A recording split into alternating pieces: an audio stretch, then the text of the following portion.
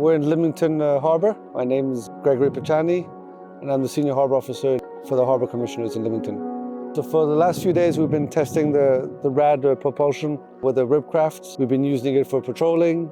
We did a bit of towing with it in the river, up and down, and yeah, we've been using it quite intensively for the past week.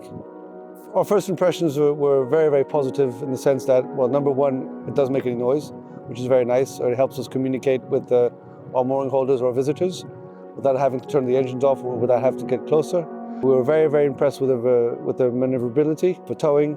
This boat literally doesn't turn on its boat length. It probably turns in half its boat length. That was really impressive. Speed-wise, yeah, quite impressed by the speed. We were out there at one point, we're doing 20 knots, and yeah, very nice to just have the wind in your face without hearing the engine roaring behind you. The battery life for us was quite positive for work on the river. We mainly do 4 to 6 knots in the river all day long. Every time we came back on the pontoon at night time, once we finished our shift, we would put on charge for about 12 hours. Like that, it's sure that in the morning when you come pick the boat up, you know it's 100% charged, you don't have to worry about it.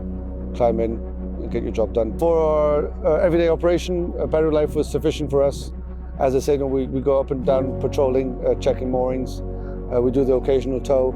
So not one point did we run out of battery during operation, so we're quite impressed and very pleased. My favorite feature was definitely the maneuverability, the fact that we can spin literally half a boat length. That was quite impressive. Also, we just got to get used to it, and the fact that when we're turning around, I'm used to turning around and seeing where the engine's pointing, so it's more using the electronic as a rudder indicator. But everything is about getting used to it.